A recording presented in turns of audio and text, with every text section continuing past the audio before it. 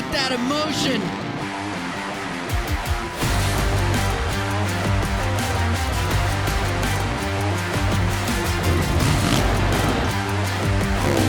Around the outside.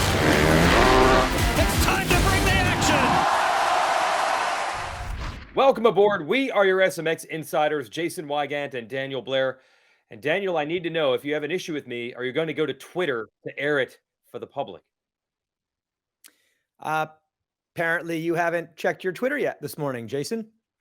What? Okay, welcome aboard. This is SMX Insider, Jason Wygant, Daniel Blair. We just finished up the second race of Monster Energy Supercross and the Supermotocross World Championship in San Diego. Eli Tomac and Jet Lawrence won again. It's getting dangerous for everybody else, buddy. Very dangerous. Great weekend in San Diego. Snapdragon was cool. I like going to new stadiums, creating new history, and just feeling out a new location. But a familiar sight at the top of the podium, which is pretty dangerous for the rest of the field, because it wasn't just a one-off. I mean, Tomac and Lawrence looked incredible 2 rounds in a row. So we are in dangerous territory, Jason. Yeah, no doubt about it. But there is signs of life. Cooper Webb certainly looks more like the 2-time Monster Energy Supercross champion than the rider we saw last year. And we will get a lot of analysis with Tomac versus Webb in this budding rivalry as we get into this episode. And we'll also talk about the 250 class and many other hot topics. But we do have some news. The schedule has changed for the Supermotocross World Championship. Yeah, a little bit of a change up. That was surprising, but hey, I'm here for it. I think the riders might be as well. Charlotte stays the same, September 9th, but the Chicago round is now moved to September 16th, and the LA Coliseum, the World Championship Finals, is the 23rd of September, Jason. So we're going 1, 2, 3, back to back. The playoffs are just going to rock and roll. 3 straight weeks. Okay, time to get our big interview going here. We're joined by 2-time Super Bowl champion from the New England Patriots, Rob Ninkovich, but also a big Supercross and motocross fan. So first, thanks for joining the show. And what do you see when you get a legend like Eli Tomac and a fired-up Cooper Webb? What was it like watching the race in San Diego? Yeah, I mean, it was pretty exciting. Look, Eli's riding amazing right now, super clean, unbelievably fast. I mean, he's keeping all the speed through the corners, and you could just see right now he's riding lights out, and it's basically his confidence level is super high. You can see how confident he is in his bike, and just I really feel like that switch last year when he came on Yamaha and that's the new team just kind of reinvigorated him, and you can see the confidence. Been similar to Webb. I mean, last year there was some of that. Is he going to be able to recoup basically in the offseason? And I feel like through the first 2 weeks, you know, Coop's been looking pretty good, pretty smooth. I thought he was going to have a little run there at the end. He got close. He was right there, about a second off. So we'll see next week if he could put in another good performance and stay up there with Tomac. Rob, I'm always fascinated by athletes and their interest in other sports, whether it's F1, basketball, football, Supercross, NASCAR. There's a lot of crossover always. And my question is, where did your interest in Supercross and motocross come about? And what is it about maybe these riders that attract you to this sport? Well, I mean, it started a long time ago. Basically, kindergarten, my best friend, Roy Horton, rode. I'm from Illinois originally, close to Joliet. I used to go to Byron and Redbud all the time as a kid. So every single summer, I basically was going around tracks locally in the Midwest.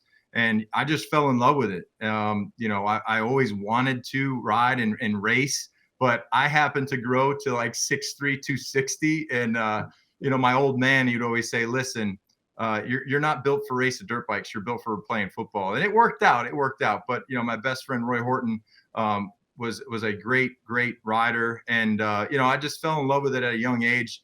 I used to go to the RCA Dome all the time in Indianapolis, watch all the Supercrosses. You know, I had the Jeremy McGrath Knack T-shirt, you know, when he switched over to Suzuki. I was a big Kevin Windham fan. So, you know, just there was a lot of, you know, fanfare when I was a kid.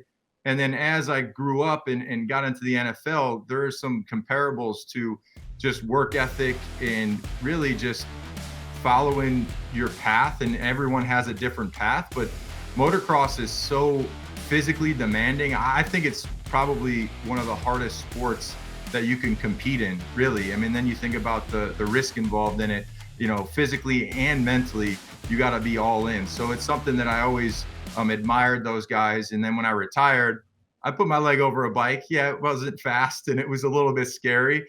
But I enjoy watching the races. I enjoy meeting the riders and talking to the riders. And, I met Ricky Carmichael a couple of years ago. We had a bunch of stuff in common. And it's so crazy because Supercross, motocross is completely different than football, but you still have to have that mindset that really, if you put yourself in like this zone, and to be a professional at it, you have to commit at an ultimate level. And that's everything. That's how you prepare. That's, what you do off the bike, how you train, and then your mental stability on how you go out there and perform at a high level. There's plenty of great football players that never were able to make it, but I think it's the guys that are able to get there. It's because they got it up here. Similar to Supercross and motocross, the moto guys that make it, they were able to focus their skill set mentally and be able to handle the pressure and perform when things are on the line. And then I love Supercross. I love motocross. I'll continue to love it for a long time, and always following it every single year. And I'm cheering on this year. I'm cheering on Sexton. I want Sexton to have a great year. He started off pretty good. Yeah, he's local to you too, so there might be a little bit of a tie-in there. Rob, right. This year we're introducing a playoff for the first time ever. Supercross, motocross joined together with the Supermotocross World Championship playoff. You've been in some playoffs, so you know what it feels like to get that late season grind where you got to be your best and everything has to be perfect. What is that period of the season like? What are these riders going to face when it comes time for their first playoff, based on the experiences that you've had there?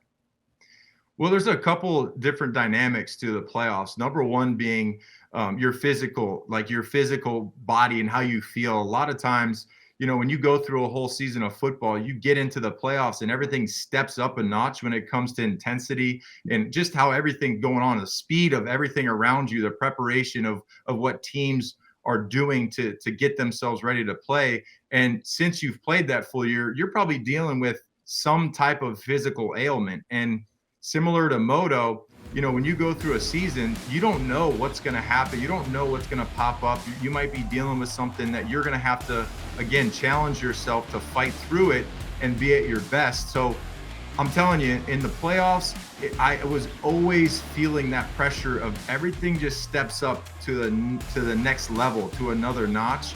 And as you advance, I know it's a little bit different. In football, you go from the wild card, then you work your way up, then you might have a division championship. Then when you're in that Super Bowl, you have 2 weeks to basically put on your best performance for one time, and you have to be at your best. So I think that's the hardest part, because you're thinking about, well, how do I get the most out of myself, and how am I going to be at my best when I only have one shot at it? And I think that's the difference between any other thing, like, basketball. They got other games. They can play a series of 7. You think about any other sport. Moto, it's one. Football, one time. So you have to be at your best. I think that dynamic and how you prepare yourself, that sets the champions apart from the guys that don't win. Yeah, that's going to be exciting to have that Super Bowl type atmosphere at the Los Angeles Memorial Coliseum at the end of the year. And you mentioned that pressure and all the things around, and then trying to bring that on the field when it counts. We actually had the same conversation about Jet Lawrence last week with some of the legends. We had Carmichael and Villopoto and McGrath saying the biggest threat for him is the off-the-track distractions that are going to come with being a high-flying celebrity. And I'm sure you had to deal with that in the NFL, especially during that Super Bowl week with the media and all that. So just talk about Jet Lawrence and the outside distractions, because all of the eyes are going to be on him in this sport for the next probably decade.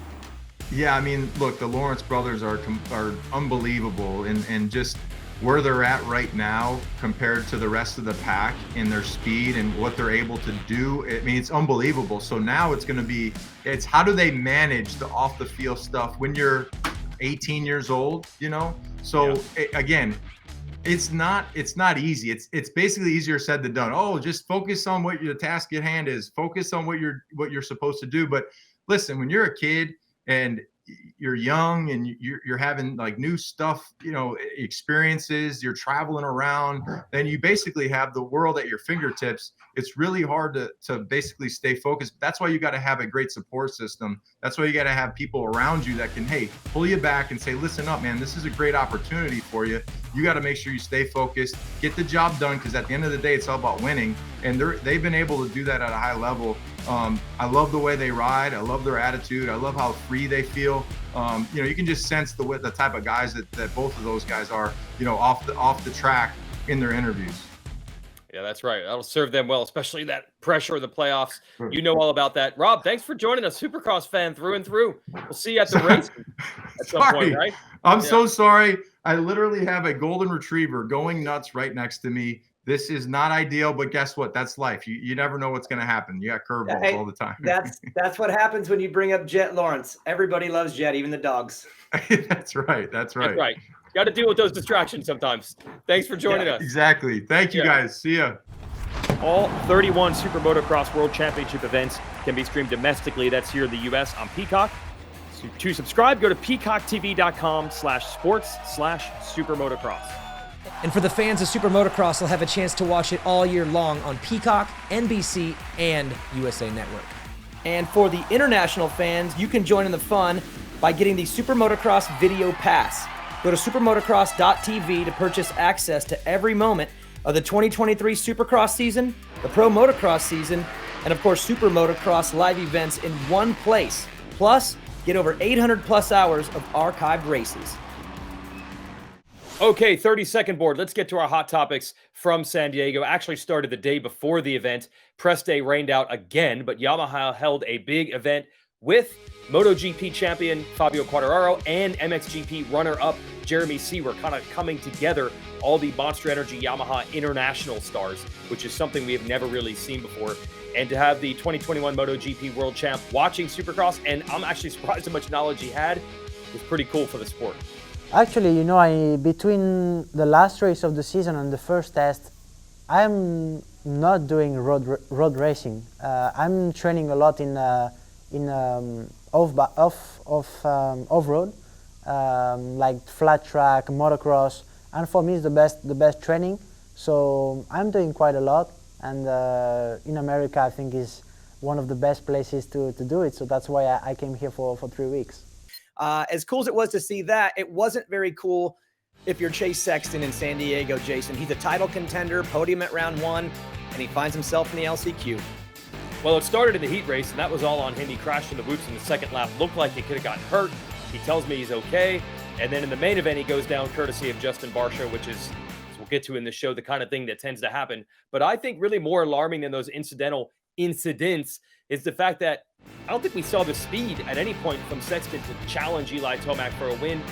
And late in the race, he got Roczen and Barcia in sight with the podium in reach and couldn't quite get it. So I think for Sexton, that's got to be more of disappointment. And this all leads to, can anyone beat Eli Tomac? This is elite Eli. It's amazing at 30 years old, and we'll have more stats on that later on. This stage of his career, Daniel, I think he might be better than he's ever been. I mean, it's so hard to compare different years, but I just don't know when I've ever seen him this complete.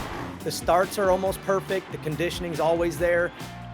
You know how physical he rides the motorcycle. He looks more agile on this bike, so I'm not seeing any weakness. Eli looks incredible. It's not just on paper. He passes the eye test in every which way. Unlike his rival, Jason Anderson, who we thought was going to be pretty competitive in this championship. It's not over. It's still early. But when you are getting into back and forth with Justin Barcia, which we saw last year so many times, you're going to put yourself in some awkward positions. You're going to be way down in points before this thing even gets going.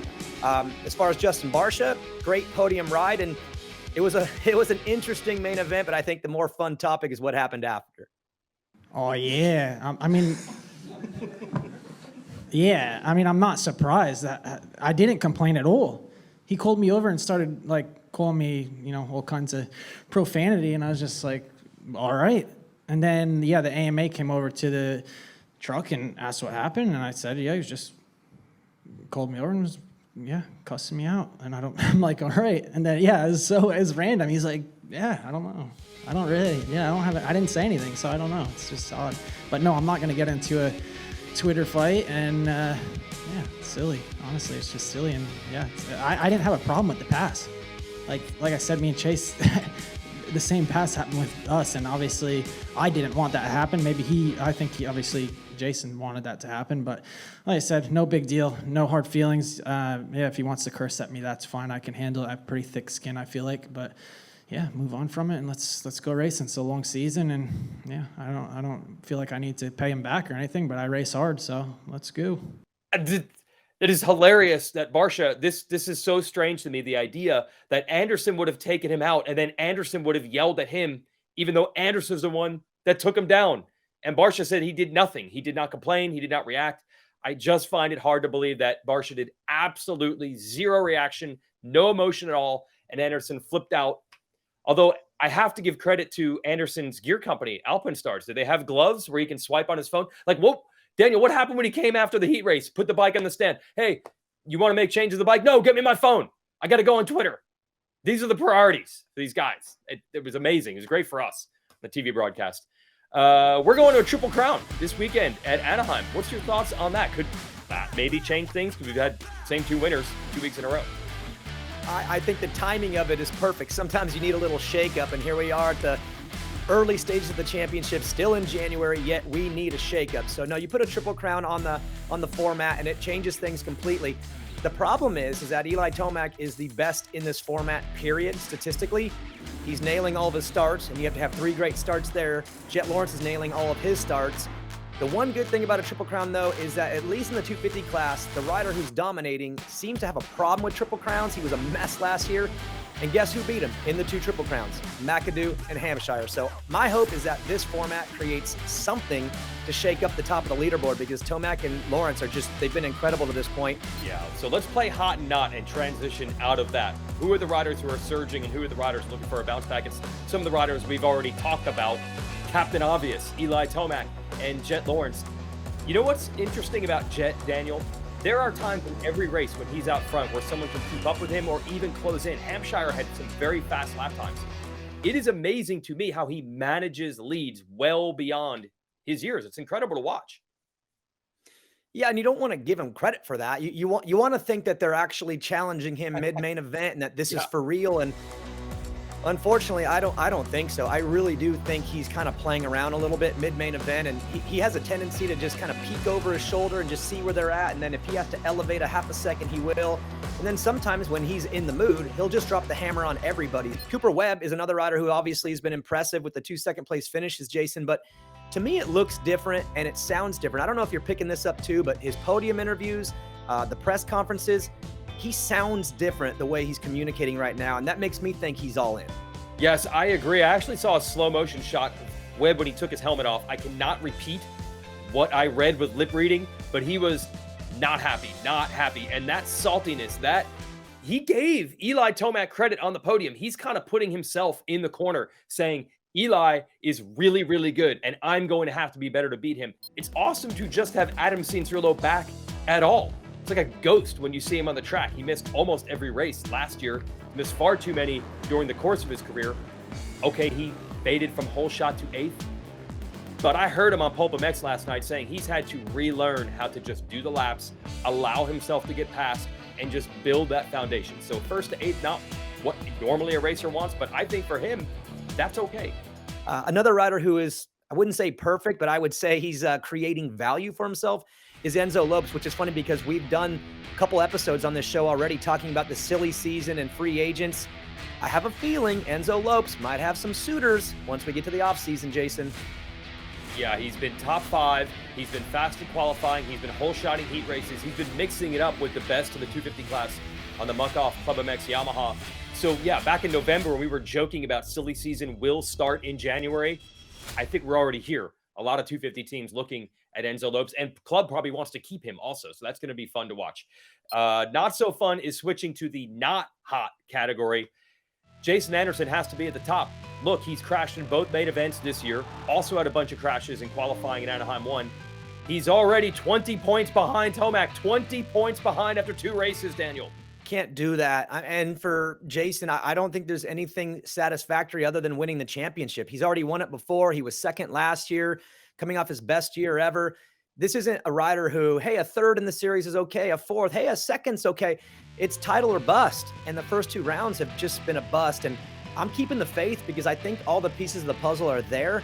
But man, Jason, you got to put these things together. You got to stay off the ground. And when your main competitors, the other 2 champions in the field, are just getting through this thing without a problem, that's a big problem for you too. So it's not just your own mistakes, it's that your main competitors are making pretty much none. When it comes to Monster Energy Yamaha Star Racing, the 450 program, Jason, looks really good. The 250s, not so much. Styles Robertson, I've seen glimpses. Levi Kitchen, the heat race looked okay. But overall, on paper and passing the eye test, not a great start. No, Levi Kitchen ends up going down on the first turn and doesn't even get back in the race. That wasn't good for him, his team, or my fantasy team. Styles Robertson has been okay, but kind of like Anderson, that's a title or bust type team. And the fact that they have not even been close to the podium in the first 2 rounds, Bobby Regan, the team owner, probably yelling and screaming in the semi after the races. Got to get a camera in there actually for that. Okay, he's on the not list, but I think this is unfair. So Christian Craig, he has struggled, not in the top 10 at either race. He even got lapped here at San Diego. But here's why, everybody. It's because he's a rookie. He is a rookie in the 450 class. Now, look, my whole life, I'm not a dog lover. I've been fighting off dog lovers. I don't like Star Wars. I've been trying to convince the world that Star Wars isn't cool. I'm going to fight this one, too. The AMA has declared that Craig is not a rookie. He's raced too many 450 motocross races. Craig himself has told me he's not a rookie. Well, I will fight to the death on this. He is a rookie. It's the first time he's a full-time 450 Supercross rider, and these things take time. I care because it's not fair. Judge him on a curve. Give him time. He'll be fine. These are not disappointing results. He is a rookie. All right. Well, Jason, if we're going to play this rookie game, how about this one for you? Maximus Volwin. Now, he is in his 3rd year of Supercross. However, he's done like 6 or 7 rounds, period, in his career. So I consider him way more of a rookie than Christian Craig. And the results kind of feel that way, too. A 5th at round 1, and then you don't make the main at round 2. I mean, what do we call him? Is he a 5th place guy? Is he a not make the main guy? Is he somewhere in the middle? I think he needs a little bit more time, too, before we just staple the guy as this or that. And maybe we are going to get some help on our show. This is really funny what we found at San Diego. First of all, I respect my folks at Racer X. We put together that Supercross program. Good taste in reading for this young reader. And more importantly, we'll take all the help we can get on the show. So maybe we're going to start the internship program with SMX Insider. Okay, enough arguing from myself and Daniel. Let's bring in someone who's smarter than us and has the data to prove it. It's time for Fowler's Facts with our stat man, Clinton Fowler. So, Clinton, thanks for being here. Let's dig further into the Tomac versus Webb budding rivalry. What do you see when you talk about these two-time champs? Weege, great to be here. Looking forward to riffing with you guys. When I look at the last 4 years, there's 5 keys to winning a championship. The really blatantly obvious one is winning. But you really do. You've got to win a ton of races. You've got to get great starts. You've got to have speed. You've got to set those fast laps. You've got to have the average fast lap. You've got to be able to make passes. RC talks a lot about that. Passing and the ability to come through the pack in case you don't get a start is important. And then the last one, which we're seeing Anderson maybe struggle with, is not making mistakes. And if you look at history, it says that you got to make sure that you don't make any mistakes throughout the season. So those are the 5 keys to championships from the last 4 years. Clinton, when I look at the last 4 years and I look at these 2 champions, there's one thing missing: an actual rivalry between the 2. When Cooper Webb has won his titles, Eli's been off. When Eli's won his titles, Cooper Webb's been off. This year, maybe we have them side by side and they're going to compete. They're going to actually battle and have a rivalry. But if we look at those last 4 years, what's it look like from you from a data standpoint on their good seasons versus their bad seasons? Yeah, Daniel, great call out. It does seem like we're going to get Eli versus Cooper for, on their best game. So if you look at them side by side, it's really, really interesting. And you think about those 5 keys, right? So you look at their championship seasons and the stats from those, and you look at the seasons where they lost and the stats from those. You look at the wins, you got 7. You look at the lot when they were losing, they only got 3. So that point about winning, really, really important. Then the next one, starts. You look at the hole shots when they were winning the championships, they got 5 hole shots. When they were losing, they only got 2. So starts are really, really important. The fast laps, same thing. Twice as much on the fast laps with 5, only 2 when they were losing. You get into the passing net position change. When they were winning the championship, they got 45. When they're losing, they got 29. It's almost twice as much there. Again, super, super important. And then the one that I always love to call out is not making the mistakes. This is where Chase Sexton has struggled last year, is where Jason Anderson's struggling this year, is don't make the mistakes. So you look at the championship seasons, they've had one main with a mistake, and they only lost 4 positions. You look at Webb and Tomac's years where they didn't win the championship, they had 4 races and they lost positions. They lost 13 positions on average. So you look at the stats, those keys become really, really important to winning the championship. Well, after 2 races, it feels like Tomac and Webb are the 2. They've gone 1-2, 1-2. But if you actually look at them side by side, it doesn't really look that way, right? It actually looks like a number 1 guy and a number 2. We're trying to paint this as a 1A, 1B. But if you look at the numbers, is it really that way, or is there a clear number 1 here? Yeah, great question, Daniel. I think there's a clear number 1. They're clearly head-to-head, right? They're clearly close. But when you look at it, there's 2 things that stick out, and they're 2 of the keys that we've been talking about. One is the starts and first lap position, and the other is speed. The first lap position, not going to spend a lot of time on, because the reality is in Anaheim, Webb had a really bad start, so that's skewing that metric, right? That stat. But the speed, the fast lap, is where it's really interesting. Eli has been fastest in both races, but it's not just the single fast lap. In San Diego, Eli had 4 of the fastest 6 laps in the main event. Those 4 fast laps were all faster than Cooper Webb's fastest lap. So you can imagine, like, the speed that he's bringing really says that he's got a notch above Webb right now. And so I'll be looking to see as we go into Anaheim too, like, does Webb bring that speed? Because I think that's going to be the critical one. That's the place where I see Eli Tomac really separating himself from the rest of the pack. Yeah, but Clinton, I don't think Webb's going to be able to do it. He didn't have that speed even when he won the title. He has a different way of winning races, kind of disguises how fast he really is. You and I were talking yesterday about how few fast laps he even had in his title years. And then we saw that unfold again at San Diego, that same strategy. Yeah, San Diego really was what we saw from him in 2019 and 2021, right? It's really interesting because his average lap time is right on with Eli Tomac's. But the thing is when they set their fast laps really matters. So you look at Eli Tomac, his 4 fastest laps were literally lap 5 through 8. Lap 5 he passed Webb, and then he put down the next 3 fastest laps. Webb put his top 2 laps right after he got passed, trying to keep up with Eli. But the reality is Eli's 4 fastest laps were faster than both of his fast laps. So a big difference. The average comes into play. In reality, at the end of the race, Eli Tomac set his four slowest laps in the last 5 laps of the race. Now, another interesting thing about Tomac is he's actually undefeated since he's past the age of 30 in Supercross. He's 2-0, and that got us to talking about this advancing age, which we seem to mention every week on this show. But you've got a really startling set of stats to really back up how much older Supercross race winners are these days. Yep, which, last week when we were talking with the legends, Jimmy McGrath was talking about how surprising it was to see how many people over the age of 25 are still racing, and not only just racing, but winning.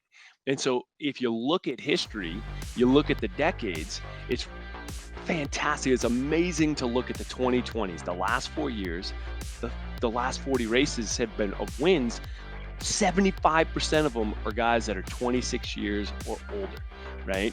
And you look at that versus in the past, 31% in the 2010s, 28%, 21%. It's amazing to see the old guys right now, the quote unquote old guys. I mean, 30 years old guys, come on, it's not really that old, right? The old guys, though, they're bringing some heat, and Tomac obviously is setting the tone there. Well, I have to imagine that Jet Lawrence is watching this right now, eating a donut and laughing at that one, Clinton, because I think he might shatter that stat board or that trend or whatever. He's going to have something to say about that probably next year. Clinton, thanks for coming on the show this week. Every week, it's good to put the numbers behind the thoughts that we have. So thanks for coming on again with Fowler's Facts and Triple Crown. A lot of information to digest, and we'll catch you next week. Thanks, guys. Great to be here. Am I going to have to go on he's going to be a rookie Jet Lawrence next year rant already? Or do I need to wait? I'll give you that one. I won't even argue. Right, well, I'll wait till next year anyway. We're not waiting though to go to racing. We'll be back at Angel Stadium at Anaheim this weekend. Peacock has the coverage, and that's at 10 o'clock Eastern, 7 o'clock local. Race Day Live starts at 4:30 Eastern, 1:30 in California. But Daniel Blair, you're in the TV booth for Peacock, so not part of Race Day Live this weekend. Yeah, no RDL for me. I'm headed upstairs to join my friend Ricky Carmichael and call the race action, which means someone is taking my place on Race Day Live, and I don't even want to say his name because I don't want to hear your reaction. Who is it? Come on, give it to me. Take a guess. Who It's going would to be you a want? perfect 10 this show. It's going to be a perfect 10. Justin Brayton. No offense, Daniel, but this is the best analysis that show has ever had. Well, it's coming to you this Saturday, and he'll be joined by Katie Osborne trackside as well. So Lurch is there, Dan Hubbard's there, Katie's there. And yes, the perfect 10, JB10, will be on Race Day Live, Weege. Yeah, podium speed. I mean, they're just lucky he's not racing because he'd be doing some serious damage out on the track. That's it for SMX Insider. He's Daniel Blair. I'm Jason Wygant. See you at Anaheim.